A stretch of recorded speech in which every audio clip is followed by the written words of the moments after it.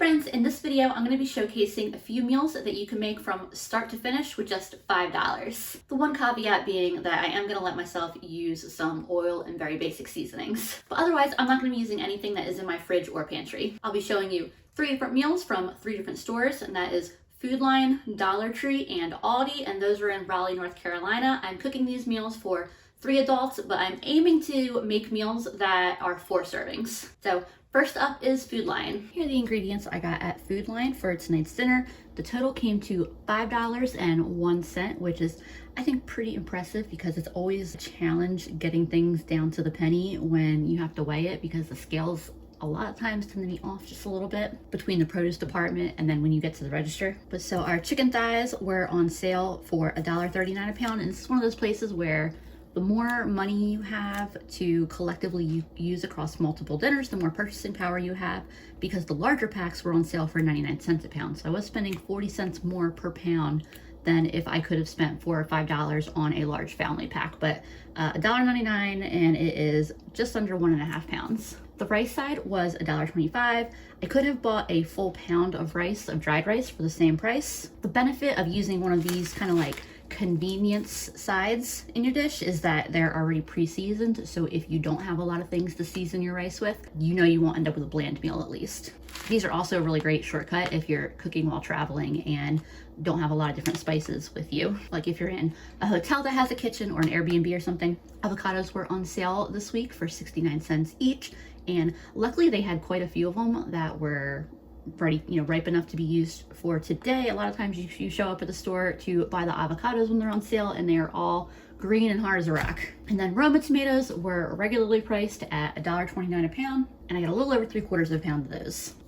Unrelated to this video, I also got one of these, it's a ghost pepper wing sauce, but I really like this brand. A friend brought a couple other flavors of the same company sauce and left them at our house, and we love them. And this was on closeout for $1.19, and it was originally like pushing $5, so definitely picked up one of these. But obviously that's, unrelated to this video.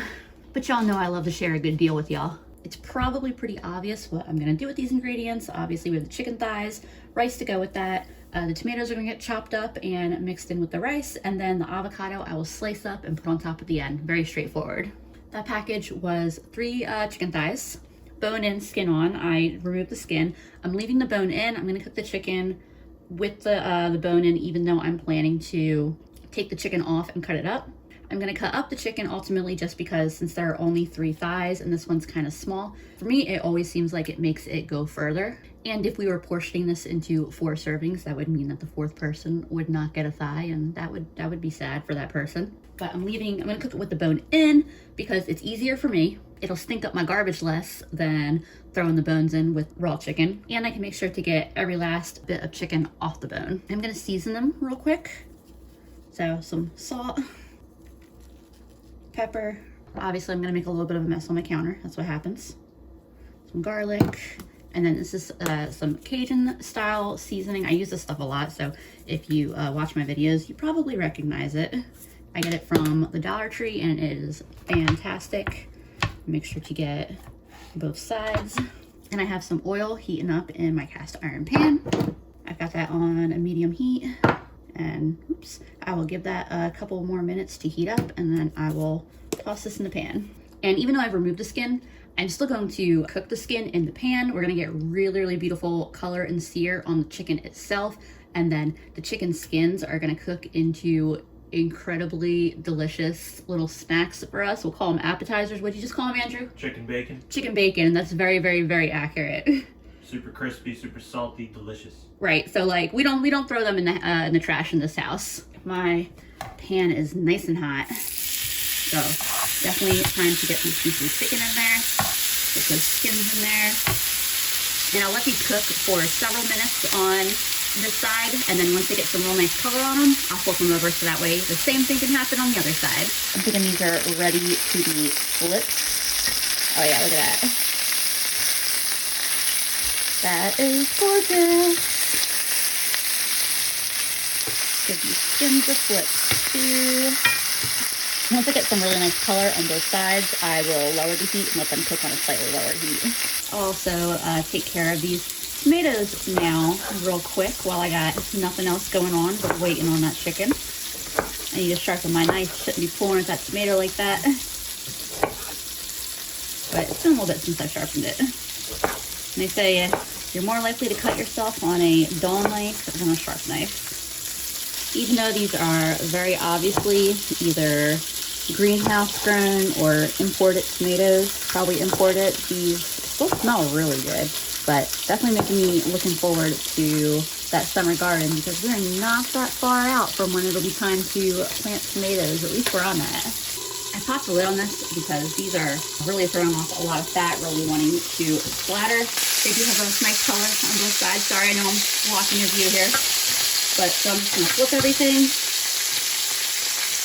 That's the skin's almost done. Put this back on and then lower the heat and just let them continue to cook for a few minutes. I was telling Andrew that if I had 4 or 5 thighs instead of 3, what I think I would do is go ahead and put the ingredients for the rice in right now. So I'd heat up some water first. I would not put cold water in this, but I would put the 2 cups of water that the rice package calls for and the rice ingredients and kind of like stir that around in there, put the lid on, and then let it all cook together. So that way the chicken would finish cooking with the rice. But since I only have the 3 thighs and I want to remove the skin, or I want to remove the chicken from the bone, I'm going to let them finish cooking, pull them out, and then I'll add the rice. I think my chicken is probably almost done. You can hear it is still sizzling away, even though it is on low, although not nearly as robustly as it was before. I did a couple times flip the chicken and skins over, and I actually removed one of the skins too. I'm about to remove the other 2 skins. I couldn't tell you how long I cooked it for. I can probably check the timestamps on my video and figure that out. Whereas with chicken breasts, you worry about overcooking them and drying them out. With thighs and legs, they are incredibly forgiving, and cooking them longer often makes them better. So if you are new to cooking chicken, especially in a pan, because I think that chicken breasts are pretty easy to cook in an oven. I think that was actually the first chicken I really learned to cook, was just chicken breast in an oven. But learning to pan fry chicken, thighs are the beginner's route to cooking really amazing, good chicken in a pan. You see my chicken skins right there. There are 2 of them. I already snapped on one. That'll be our little secret. Don't worry, I promise I'll share the rest. It was just a little tiny one. So I'm setting the chicken to the side. Adding these tomatoes in. Give them a quick stir. I'm leaving all of the fat and the juices from the chicken in there because they're going to add amazing flavor to our meal. And then I'm adding 2 cups of water. And here it's not sizzling, both because the tomatoes cooled down the pan a little bit and because this is not cold water. I don't want to shock my pan, and I don't want cold water to send that fat spitting up at me. And then I'm adding the rice package here directly to this. Mix that all together. The package directions call for adding a tablespoon of vegetable oil, but with that chicken fat in there, there is no reason to. This is also something that you could really easily do with regular rice. Add some bouillon and seasonings to it. You might have to cook it a little bit longer, but basically very similar concept. If I was using regular rice, I probably wouldn't have done this in my cast iron. I'd probably use it and do it in my enameled cast iron, which has a much better fitting lid, but this still should cook all the same. I'll turn the heat back up a little bit, and then once this is simmering, I'll set a timer for 8 minutes.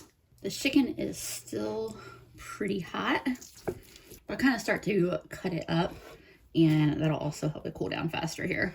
You may have noticed, and I didn't mention this when I was seasoning the chicken and getting it ready to put in the pan, that there are a lot of fatty bits on it. I don't trim those off because we like them. We think they're really flavorful.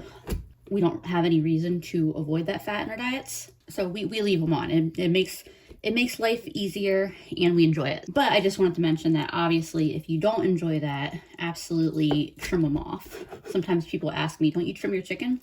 And the answer is no, because we like it. And we have no reason, dietary, that we can't have it. So clearly not when we're eating the fat bombs that are the skin.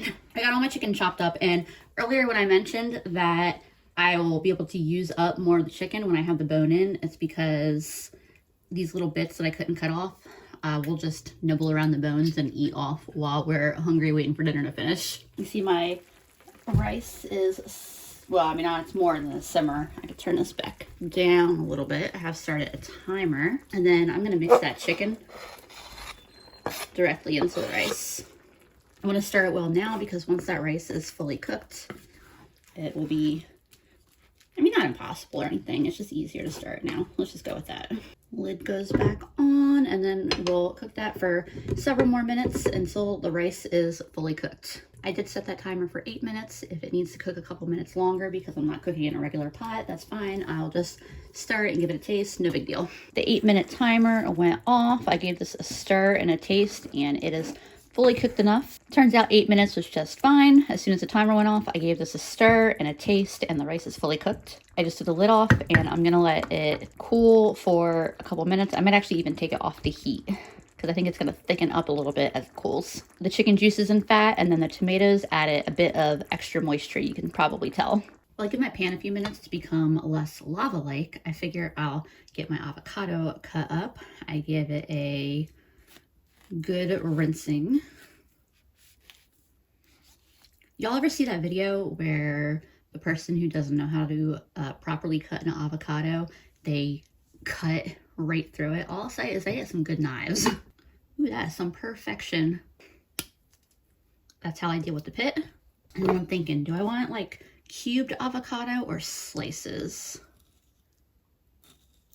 If you do this, be careful. Don't use too much pressure that you stab through the avocado into your hand. And then the easiest way to get your slices out is just to use a spoon and scoop around.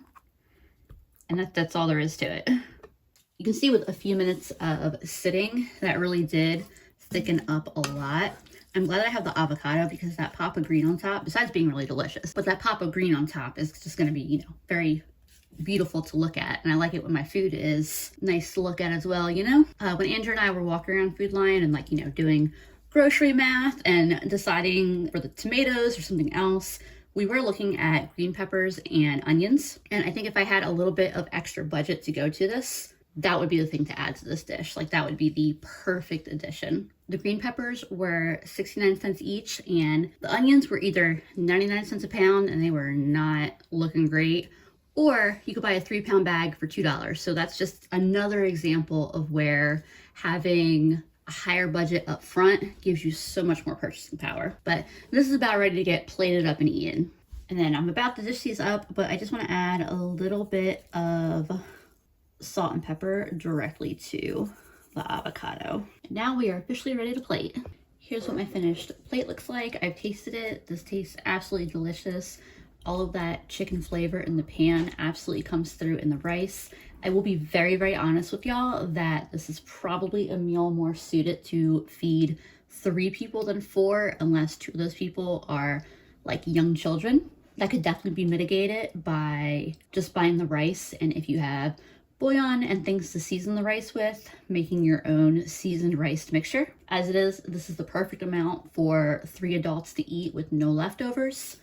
I got this green hot sauce in my Christmas stocking this year, and that's what I'm gonna put a little bit on, but this is a very, very, very satisfying $5 dinner.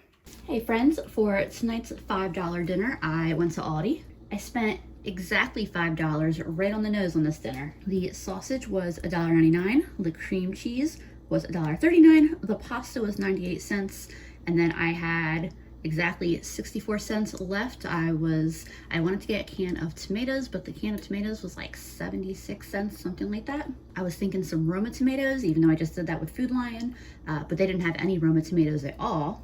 If I'd had a little bit more of a budget, I would have loved to get spinach because spinach was on sale for $1.29, but I ended up going with a can of peas. It was exactly 64 cents, so $5 even. When I grabbed these, I definitely thought that they were more similar to like the Dollar Tree sausages, where I didn't realize that they were in casings. My intention is just to use it as ground sausage, so I'm deciding real quick what I'm doing with this, but I do have a pot of water starting to heat up for the pasta. The sausage links that don't have the casings can easily just be mashed up while you're cooking it, just like regular ground sausage. I think because it has the casings, I'm gonna chop it up a little bit before it goes in the pan. Using my a big cutting board here that I don't use as often for like normal weeknight chopping of stuff, because I just oiled my other cutting boards earlier, and I want to let that just kind of like soak in till tomorrow. And then this one is up next for needing to be oiled. Yeah, I think chopping this up is going to be just fine because those casings are really thin. This is a pretty simple dish, but honestly it was getting late, so I didn't really have a whole lot of time to do anything particularly time consuming. One thing I saw the other day at Aldi that I thought would have been really fun to use, but I didn't see today, is they had refrigerated balls of pizza dough for $1.25. I was thinking there was probably some really fun things I could have done with that, but then I didn't see it today when I went. Sausage is starting to sizzle. We love to hear it. Making a single dinner out of $5 can be a little challenging at Aldi, just because a lot of their different ingredients only come in one size. Like their white rice comes in a 3-pound bag and it's like $2. So you get a lot of rice, but if you're just trying to make one meal from it, that's a pretty significant, portion of your budget on rice. I say that having spent, I guess, a significant portion of my budget or the same amount on sausage. But I figured it would be easy to do something like, getting a box of pasta and a jar of spaghetti sauce and a bag of frozen broccoli. That's definitely something that I could have done for an especially easy dinner, or mac and cheese with a pack of hot dogs and same thing, like a bag of frozen broccoli or something. But I feel like those are kind of like the low budget go-tos. At least that's what they were my low budget go-tos. So I wanted to do something that was a little bit different than that. My sausage is almost fully cooked, just a little more to go. I mean, it's breaking up really nicely despite the casings. By the way, if you're wondering why I didn't just get ground sausage, it was another 30 or 40 cents more, and that's why. And we're counting every penny. My water's boiling, so I'm gonna add pasta. I got the penny because it was one of the only ones that they had. Almost the whole box slipped out on me, but there's probably enough in here for like, I don't even think you say that, for like a lunch or something, for a individual serving. My sausage is cooked through and I'm starting to get some nice browning on it. You can see there's a little bit of fat in the pan, but not much. Definitely not enough that I'm going to worry about removing any of it. Season the sausage with just a little bit of pepper, garlic, and onion powder. Give that a stir real quick. Make sure those spices don't try to burn on the pan. Should be enough fat in the pan though. And then I'll start adding some cream cheese. Haven't decided quite how much I'm gonna add yet. That's about half the block. And adding in about half of that pasta water. Half a cup of that pasta water, not half the pasta water. We're not making a soup. And I'm just gonna keep stirring this cream cheese around in here until it starts to melt and integrate into the whole thing. Sausage and cream cheese are one of my favorite combinations. I've got a really delicious looking start here. I'm gonna get some more cream cheese and some more pasta water in there. This is definitely kind of a comfort meal here. I've got a pretty nice sauce coming together here. My pasta's done, so I'm gonna drain that, but I'm gonna reserve some of the pasta water in case I need a little more. I'm gonna pour that can of peas in there. Cool things down a little bit while I drain my pasta. By the way, I did not add any salt because the ingredients were definitely plenty salty by themselves. Just dump all that pasta in. When I tasted the sausage and cream cheese mixture initially, before I added in the peas and the noodles, it's the sausage, that sausage flavor comes through a ton. So I'm hoping this should be a nice bowl of comfort food. I know it's snowing in a lot of the mid-Atlantic and Northeast right now. We are not that lucky down here, but it's still chilly out. I have the heat off. You can still hear it sizzling, but the heat's off. I just took a bite of this. It is very, very, very good.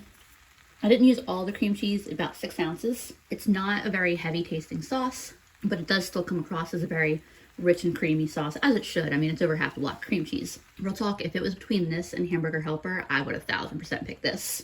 This is good. I'm not going to add any more of that pasta water that I put aside. So all in, I think I put about a cup of pasta water in there, plus, like I said, the 6.5 ounces of cream cheese. I don't really feel like I need to season this with anything either. This is really good. I think I'm ready to plate up.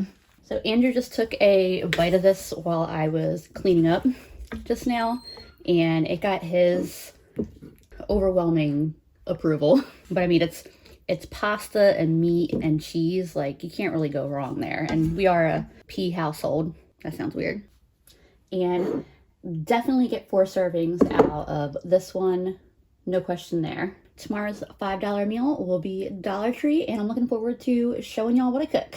Hey friends, tonight's $5 dinner is from none other than the Dollar Tree. The pros of making a meal like this from the Dollar Tree is that because everything, or at least everything that I would be buying, is $1.25, I know that I will have 4 items. The downside, of course, is that I can't just buy like an onion, or, you know, sometimes some of these things that the Dollar Tree has feel like they should be a little less than $1.25. Sometimes, like their canned ingredients, for example, are usually a little bit overpriced compared to regular grocery stores.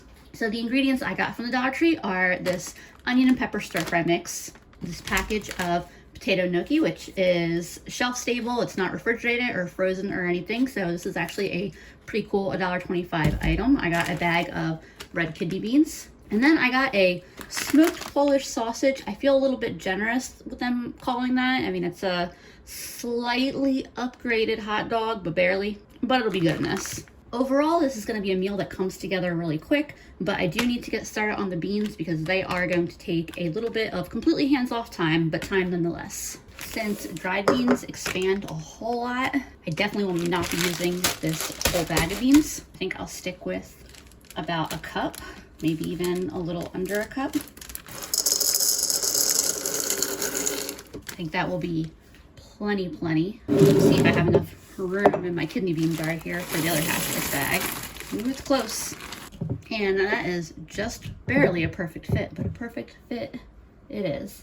All right, the beans will get a quick rinse. I'll check to make sure that there aren't any like little rocks or debris or just anything that I don't actually want to cook with my beans in there. And then into the pressure cooker they will go. Dollar Tree is actually the place where I normally buy my kidney beans because they're actually the cheapest per pound compared to like my regular grocery stores, even when they're on sale at regular grocery stores. Like I said, I'm making these in a electric pressure cooker. I'm gonna add like 3.5 cups of water.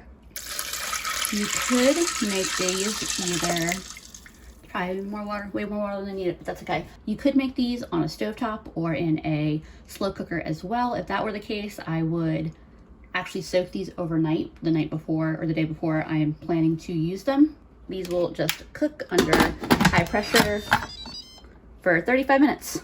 And then I usually just let them natural release until the pin drops. And then the rest of dinner will come together very quickly. Oh, and I did want to mention real quick as well, you could always just use a can of beans.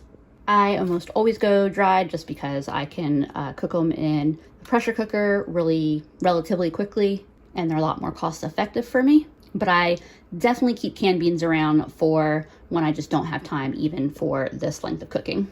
My beans are done cooking and my pressure cooker has been releasing pressure for a little under 15 minutes.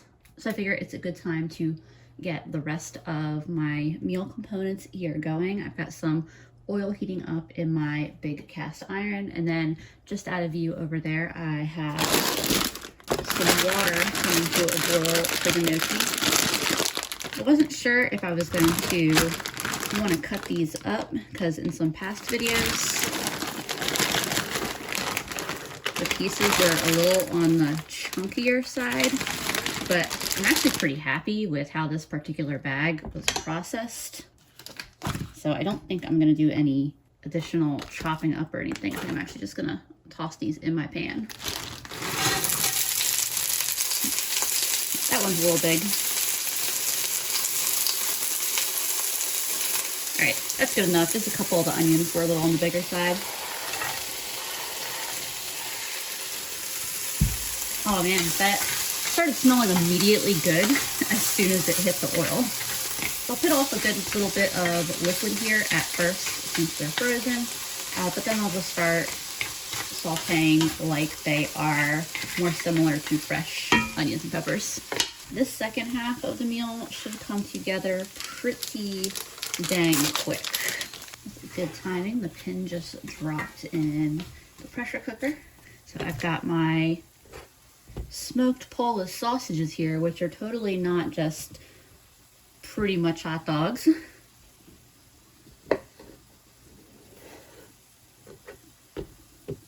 I'm just cutting these up into more bite-sized pieces and pieces that hopefully after they're in the pan for a little bit will feel a little bit less like they're cut up hot dogs.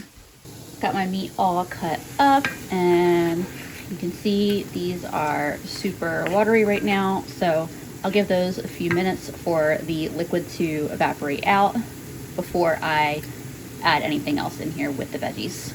Since my water's boiling, I'm gonna get my gnocchi cooked up as well. These only take a minute or two to cook.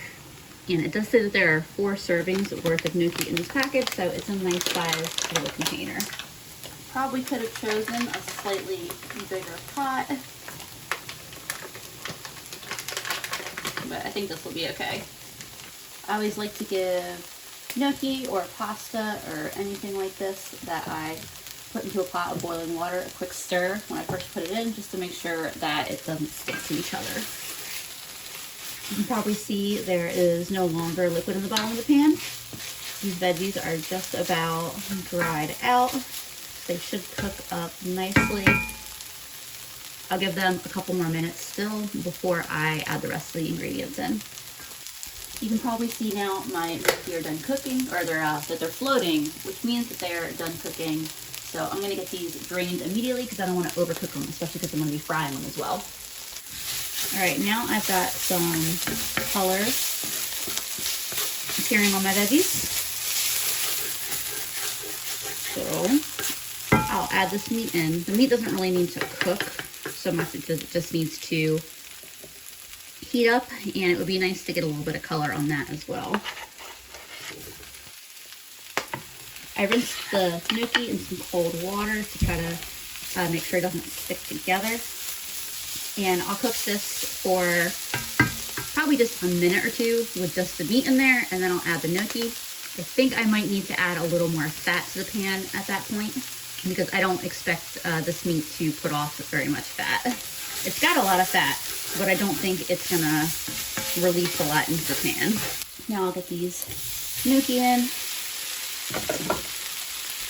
And same thing, obviously we've already got them cooked, just trying to get just a touch of color on them.